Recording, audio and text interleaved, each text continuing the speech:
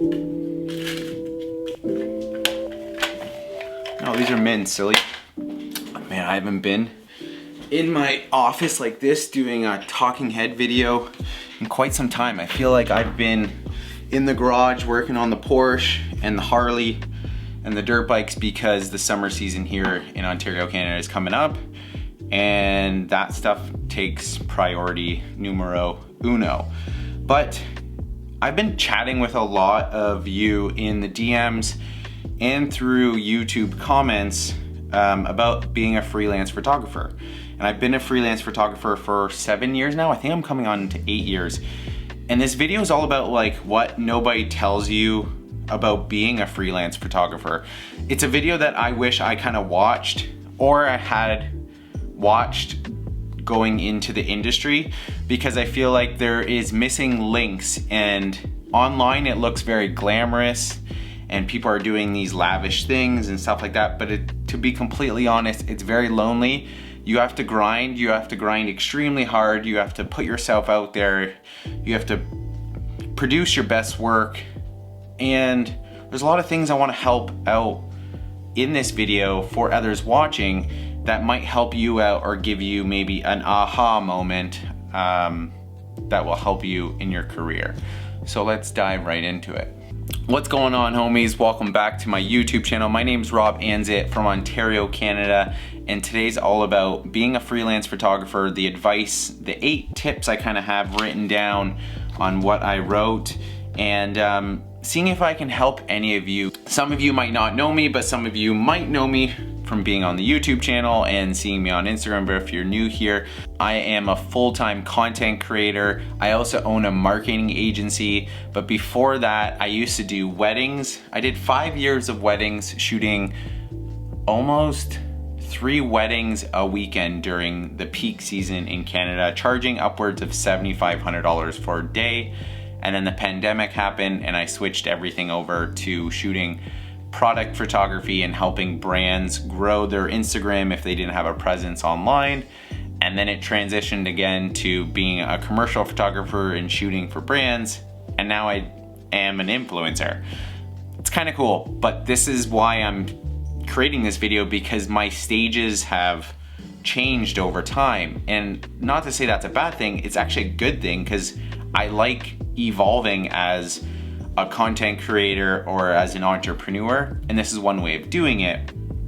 I've also worked with brands like Dickies, Fujifilm, GMC Canada, Harley Canada, Sigma Canada, Clocks and Colors, GoRVing Canada, Pelican Parts, Fiverr, Autostrada.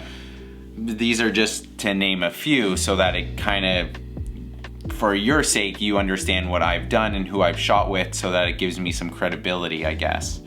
But again, I've been doing this for 7 years, multi-6-figure business over the last couple years, and I keep growing it on and on. So we're gonna jump into kind of the steps and processes of what I think a freelance photographer should know before getting into this, and the stuff that people might not tell you before you jump into this kind of industry.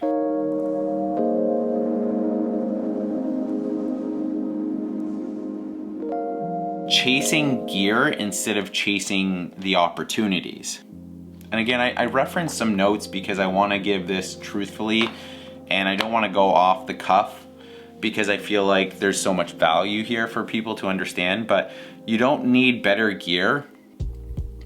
And when I first started being in the industry, you know, you start with your baseline camera, and then you don't learn enough about that camera and the skills it takes to develop your craft, or how to shoot properly, exposure or the triangle, aperture, shutter speed, ISO, and you start to develop a more, engaging way of meeting people that are suggesting, oh, you actually need a full frame camera, you need a prime lens, you need better memory cards. And yes, those things all do really help your craft and becoming a photographer, or a really well-known photographer, or someone who can charge more. But I will say the hyper fixation on camera gear I really think it's a myth, and it's something we go through as myself and my friends, of like needing that certain gear to be paid by a certain brand. And in the last 2 years, I've switched from full frame camera gear like a Canon R6 or an R5 to crop sensors Fuji X-H2 to my Fuji X100V. And honestly, it doesn't change the way I present myself to the brand and how I communicate to that brand. I just now chase opportunities that I know the brand will like and understand from my POV without having to say what gear I actually use or need, because the brand themselves don't care what gear you use as long as you produce the content that they're looking for. I think to say number one is super important is like just stop chasing the gear and chase the opportunities. I think you have to go out of your way and out of your comfort zone to find the opportunities, to dig a little deeper, to understand how brands work, how they communicate, and how you deliver yourself to them. I think that is the first stage.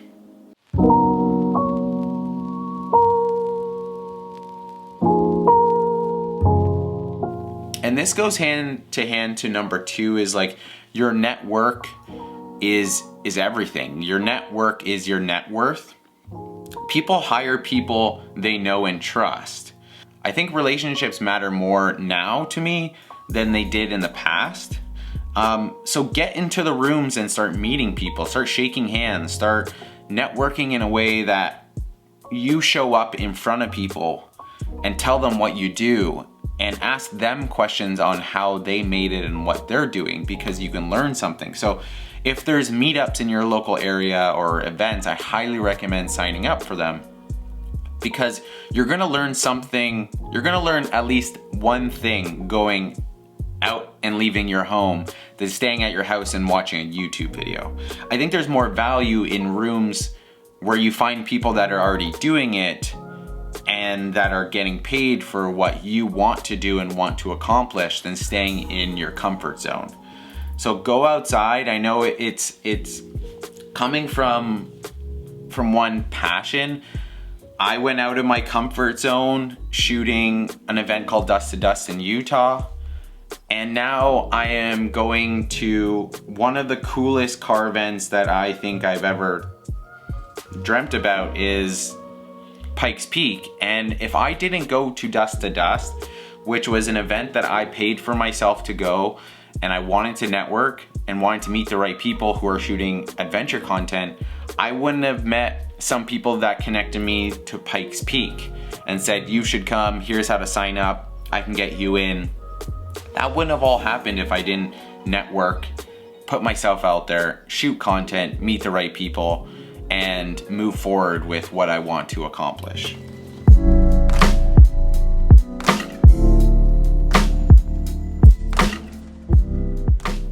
Number three, nobody's coming to save you. And this one's kind of hard because it's the honest truth. There's no big break. Like, unless you do a viral video or something happens where you land maybe 1, 2, 3 brand deals and you grow a following, okay, that is like luck. But it's super lonely doing this. And I say this in the politest way, is like, if you're not comfortable with being alone and chasing after the things you want day after day, year after year, you're not gonna create those opportunities for yourself. Because no one's discovering you randomly anymore unless you're coming up with a unique voice for yourself and you're putting yourself out there constantly, daily, 3 times. So even for myself, most campaigns or most projects I do now, I'm by myself. I'm thinking about the scope, I'm thinking about the deliverables, I'm thinking about the project, I'm thinking about the location. Sure, I can hire people, but that also decreases my profit margins. And then you hire someone for a day and then they're gone and you're by yourself again, setting up those deliverables and those edits and doing that. So if you're not okay with being alone, then I don't think this career is for you, because it's lonely. And it's probably lonelier at the top unless you're in mentorship programs or you're going to coffee shops to network, or if you're just leaving your house on a trip to meet new people at an event. You're by yourself. This is what you do and this is who you are, and you create your own opportunities. That's what entrepreneurship is. And most people start at solo entrepreneurship and maybe grow a team, but your team's not beside you, and you might hire one other person like I do for my agency, but that person is working at their own home and doing their own thing, and we're only connecting maybe twice or 3 times a week over a Zoom call. So again, you got to be comfortable with being lonely, and you got to be okay with setting up your own goals and expectations and kind of pushing yourself forward to hit that next 1% or 5% better than every year that you're going to be in the industry for.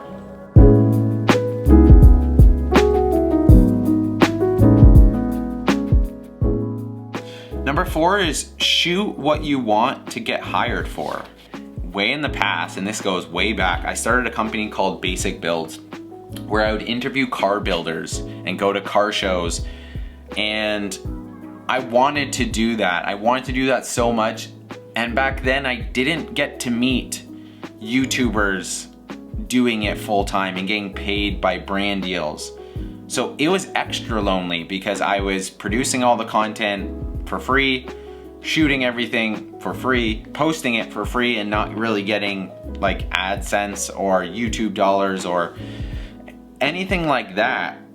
But now that I look back, and I'm doing the full reverse effect now after close to 8 years now, is I'm going after what I want to shoot now because I want the clients to find me from the work that I'm producing.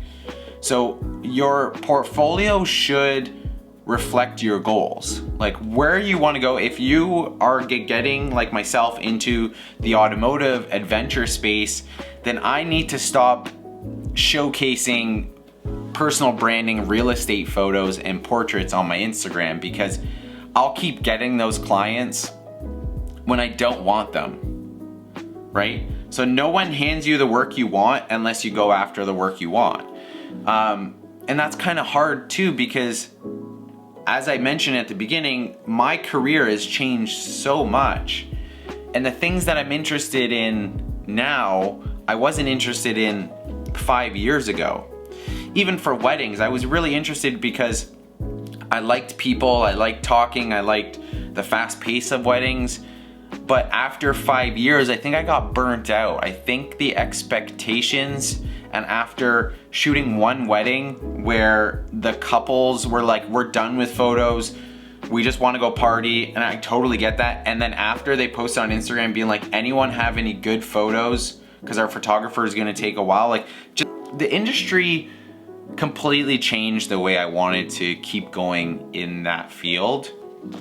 And not to say that it hasn't changed or I wouldn't be interested in shooting it again, but I'm going after what I want that ties into the interests that I have currently as a 34-year-old who likes dirt bikes, cars, motorcycles, merch that's really cool, rings, watches, just really cool stuff. And that's where I'm finding the passion and the uniqueness to what my brand is going to stand for and where my voice is going to carry and the legacy that I want to build with my career now.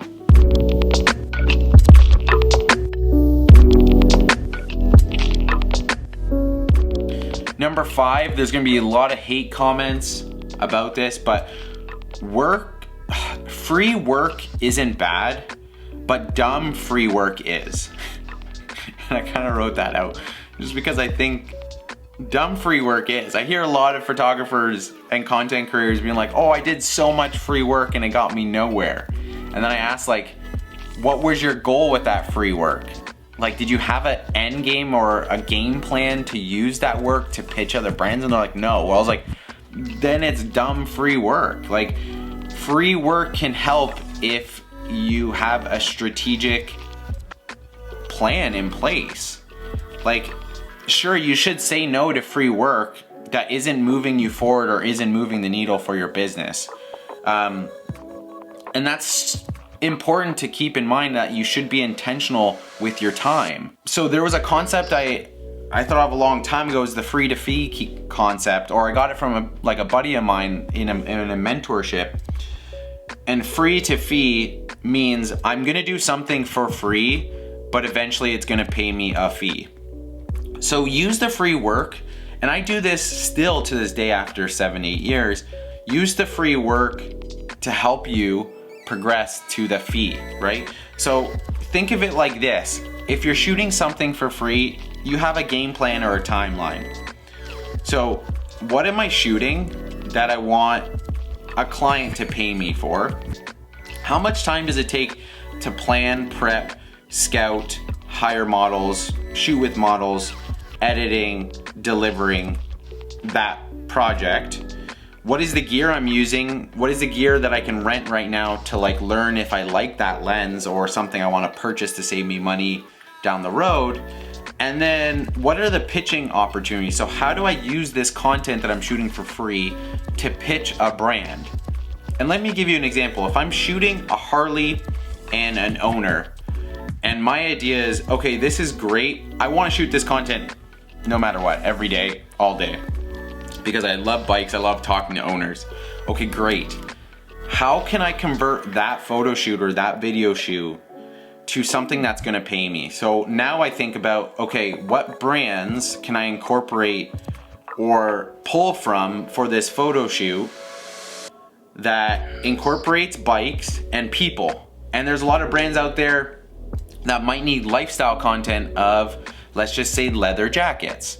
Great, now I have a connection to shoot a model with a biker. Maybe I'll put on a leather jacket or they own a leather jacket, and then I'll pitch the idea to a brand that sells leather jackets that might not have bikers involved, or their content isn't good, or maybe they just want to work with me. And now the concept is, okay, shoot this free concept of the leather jacket, a biker, and his bike, and go to brands, find 20, 30 of them on Instagram and DM them, hey, here's my style, here's a pitch, this is what it costs to shoot X amount of photos and videos of your leather jacket with a biker and their bike. Are you interested? There is your free work. That's super smart, that's strategic. Now you're figuring out how long it takes to shoot and edit and produce that content. And then there's brands out there that are gonna look for you and they're gonna thank you for saying, yes, we're totally involved. You saved us so much time. How much does it cost? Yep, we're good with that. Okay, we'll pay you, we'll send you the jackets. That's how I basically worked out a lot of my free to fee concepts, or concepts in general, that I wanted something out of it. And I had to do it for free to get a fee or to work with a brand.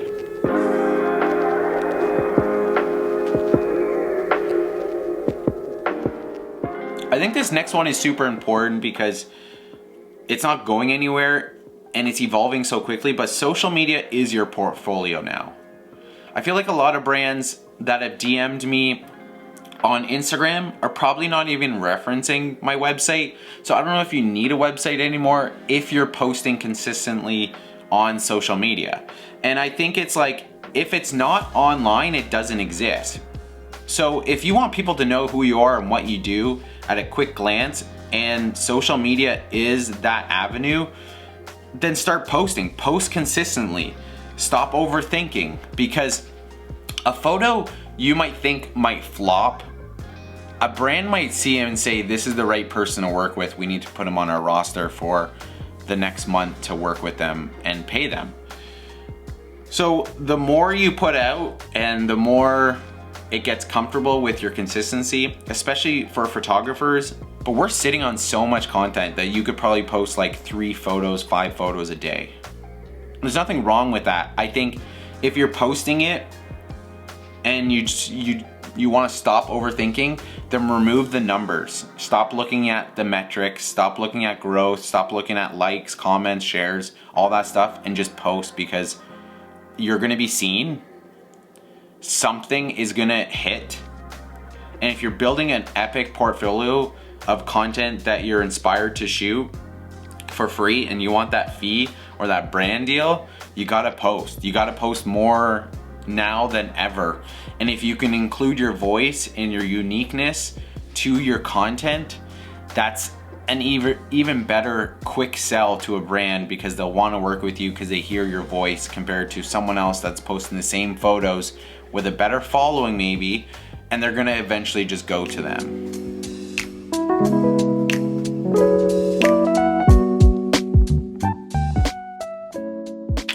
Ooh, this one was good. This one I wrote down and like underlined, is number 7, is consistency beats talent. Whew, yeah. I think the person who shows up wins. I think the person who shows up way more, no matter what, wins. You don't need to be the best. Momentum compounds over time. Right? So the more you do your free photo shoots, the more you shoot, the more you test out gear, the more you work with models, the more you work with elements, it's gonna compound way more than anyone sitting on their couch watching YouTube videos. And again, if you're not subscribed to my YouTube channel, subscribe, hit that bell for weekly videos coming out, and leave a comment if you like this video. But I'm saying that in the most politest way possible. The politest way possible is consistency beats talent. I know a lot of content creators that are super talented, that are super slow with deliverables and overthink their content and don't post on social media, and they're the ones working a 9-to-5 over the ones that are grinding, putting out the content, shooting the content, editing in that night and posting it the next morning. They have a lot more visibility, they have a lot more grind, and I think overthinking slows your rate. So yeah, I think the person who shows up more wins, no matter what.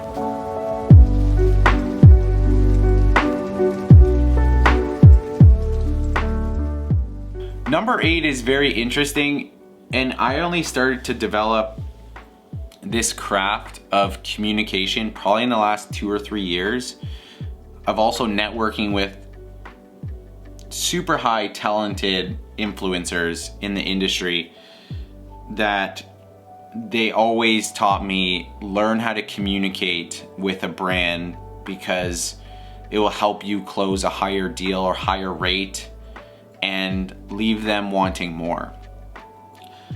So the biggest thing for me is, like for number 8, is like learn how to sell. Most photographers fail here. You need to communicate your value. You need to show your worth. You need to know how to communicate to a brand in a way that they understand what you want, how much you're asking, the deliverables in a simple way. Because from an agency point of view and someone that is working on the back end of a brand like Sigma Canada, and I get emails by content creators who send me stories, most of those emails get put to junk because their communication is too long. A lot of these big brands, and I know this from my experience, they just don't have the time or the capacity. Keep your conversation short and sweet and get right down to the point. A lot of these businesses are looking for opportunities. When the opportunities arrive in the email, they don't want to feel frustrated. They want to feel like this is the right fit, and this person is asking for money in exchange for a product that they're gonna sell or a service that they're gonna sell. But I also realize in true examples of Zoom calls, to learn how to communicate, pay someone to teach you how to communicate properly and asking for your worth. Because it is hard. It is hard saying like, hey, I want $5,000, pay me, and this is what I'm worth. They're gonna be like, great, this person wants 200. Can you communicate why you're worth that much? And that's the factor. That's the point I'm trying to get across, is like those things I write down all the time, and those things I even record myself. Like Zoom asks for a recording and I can record it, and I try to listen back to how I speak.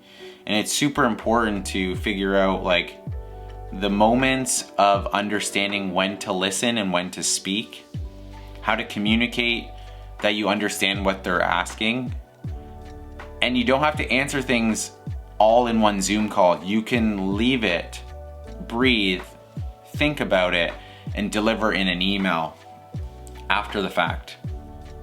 But I think communication helps a lot, and a lot of photographers need to practice this and learn from others, because it's gonna help you move the needle very quickly.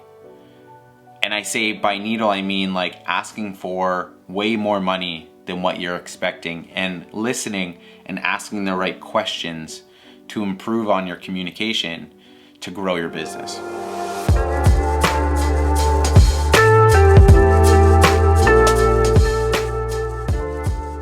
My personal truth is, as a photographer or a freelance, now content creator and influencer, I thought just getting better at photography was enough, and truly it wasn't.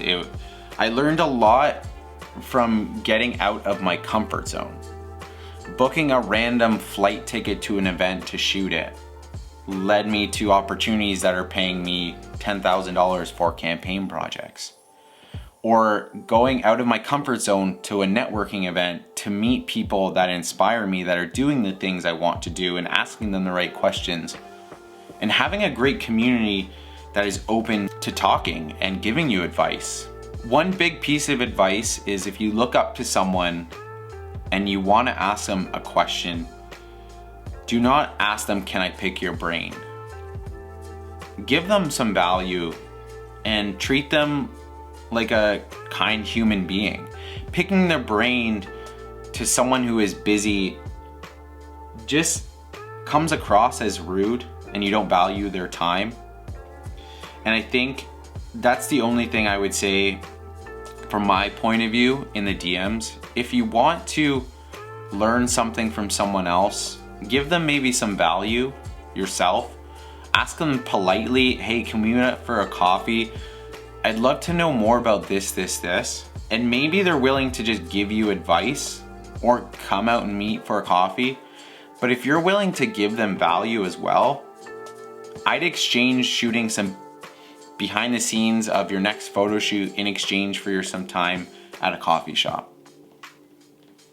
That's a huge value to value add. And there's a lot of people that won't turn that down.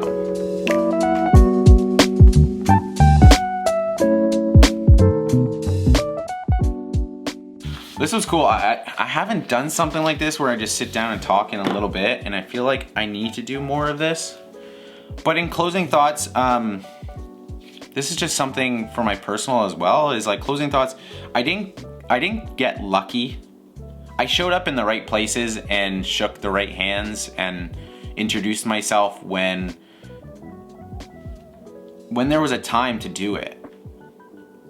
And the biggest thing is I showed up. I've been consistent. If you want any of this, you gotta go all in. There's no half-assing this stuff. There's no halving. And to say no one's building this for you. If you really want it, if you really want this life of content creation, photography, freedom to do what you want from time to time, shoot with big brands, make, I think, really good money doing this, you gotta go after it. You gotta be hungry, because no one's gonna hold your hand to do this. No one's going to come at you and say, "Hey, I'm willing to give you $30,000 for this photo shoot," unless you prove your worth, unless you're consistent, unless you're putting out content, unless you're doing stuff for free that you enjoy, unless you're meeting the right people. These are all elements that stack up as a freelancer. And I'm always learning. Every year I'm learning something different. Every year I want to meet new people that are doing something that aligns with where I'm going, who I'm becoming, and the career path I want. And I hope some of you got value from this and made it this far. And I really appreciate if you've come this far and you've listened this long. I really hope so, because I love giving advice. And please please DM me. Just don't DM me, can I pick your brain? Because I'm here to help. I'm here to help all of you. But yeah, I hope you enjoy your day. I look forward to seeing you in the next video. Every Thursday we drop a new video. Most likely I'll be back in the garage grinding on the Porsche, the Harley, or the dirt bikes coming up, or maybe just doing some BTS. If you want to see any style of video, actually, this is the time. Comment below on what you want to see. If you got any advice from the 1 to 8 pointers, let me know. But I'll see you guys in the next video. Peace and love from your homie Rob. Peace.